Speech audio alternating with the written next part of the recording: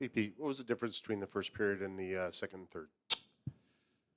I think the first period, for whatever reason, we were tentative. We had talked about playing with a Game 7 mindset, and I think our intentions were in the right place, but, we looked like we were just, we were waiting.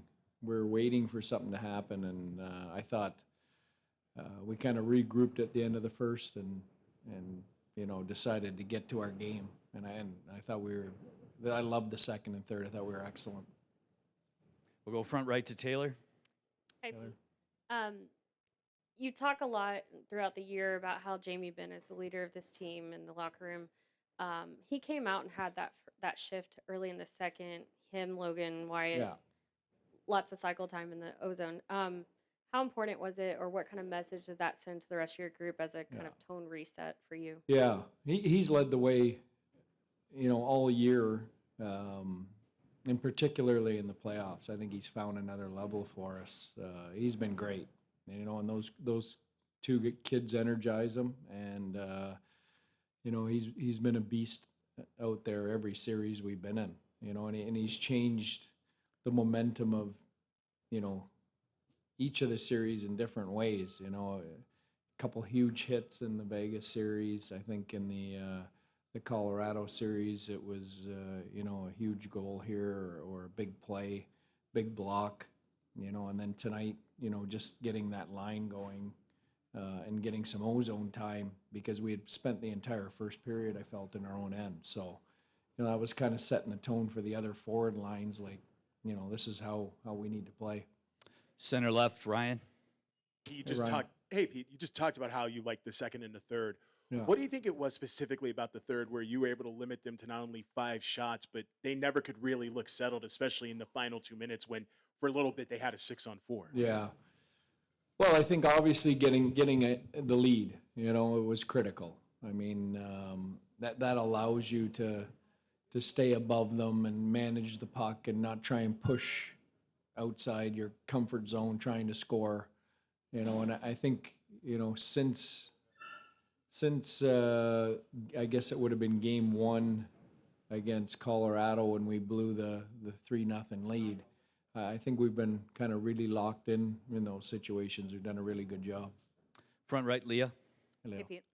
Jake's had a lot of great performances in the playoffs, but what about tonight stuck out to you? Solid. I mean, if he doesn't play the way he does in the first, we're in a big hole and we might not get out of it. So, he was our best player tonight, and he allowed us to kind of weather the storm in the first, get our legs under us, and find a way to get control of that game. We'll go to the back left. Pete, we've talked a lot about big-name veterans kind of embracing lesser roles this year. How gratifying as a coach is it to see Ben, Sagan, Suter? They're the ones that are producing and coming big right now. Yeah, all those guys. Those guys are leading the way. I mean, we talked post-game. We got huge blocks down the stretch from, Heiskanen, Suter, Pavelski, Tanev, some big block shots at key times. So, those guys are laying it on the line every night for us. They're not just producing, but, they're committed to do whatever they have to do to try and help us win. We'll stay on the left, Sean. And Sean. Hey, Pete. You talked before the series started about Stanley Cup habits, and when I asked you what those were, you said specifically kind of shutting down games just like this. So, you go a stretch of that third period, 12 minutes without allowing a shot. How much is that game to you just the culmination of a year's worth of hard work by you, your staff, and your team? For sure. That's the details that you start on in training camp, and you find a way to hold each other accountable all year, and it hasn't been easy. We've had some blips. We blew a big lead in the Colorado series in game 1, and in game 2 we almost blew a 4-0 lead. So, it hasn't been all perfect, but I think we've learned from those situations, and we seem to be really comfortable right now, when we get in those spots. We'll tell you a few more. Second row on the right. Hi, Pete. You've just touched on how you were able to really shut it down after you guys took the lead for good in the third period. But specifically, they're big guys, the Oilers' big guys, who scored all of the goals in Game 1, got nothing this time. Yeah. What did you specifically change to accomplish that? Yeah. You know what? I just think we played better. I mean, minus the first period. I thought they kind of, we gave them too much room, too much time. Allowed them to dictate play in our end in the first period, and I thought once we changed that, I thought the rest of our game kind of followed, and when we're playing the way we did in the second and third, when we're in the offensive zone, when we're on top of you, when we're closing quickly, when we're managing the puck, there's not a lot of room out there. We're a tough team to play against for good players, and we've done it. We did it to the Colorado big guys for good stretches, and we did it to the Vegas big guys for good stretches. It's easier said than done, but we got to do it again in Game 3 and again in Game 4. Second row on the right, Mike. Hey, Pete.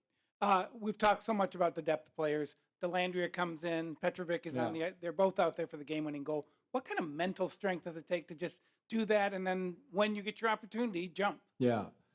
Well, we've talked about the importance of our depth, and I have no problem going to a guy like Delhi who hasn't played since, I think, Game 1 of the Colorado series or Game 2.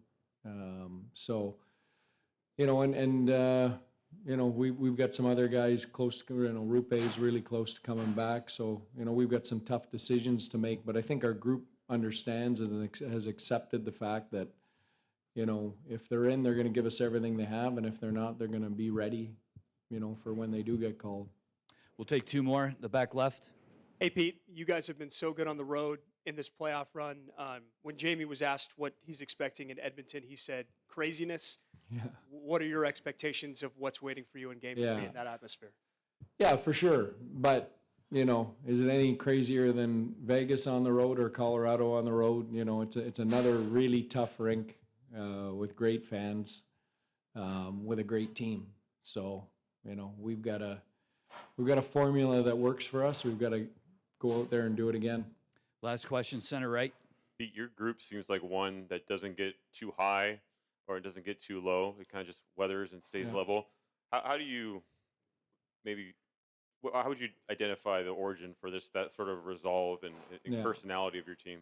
How do you develop that? I think it's a leadership. I think when you look at the personalities of our leaders, Jamie Benn, Joe Pavelski, Tyler Seguin, ultra competitive people, but in an understated way. They're not riding those emotional waves. They've been around long enough that they get that that's not going to be productive. So that's all leadership in our dressing room.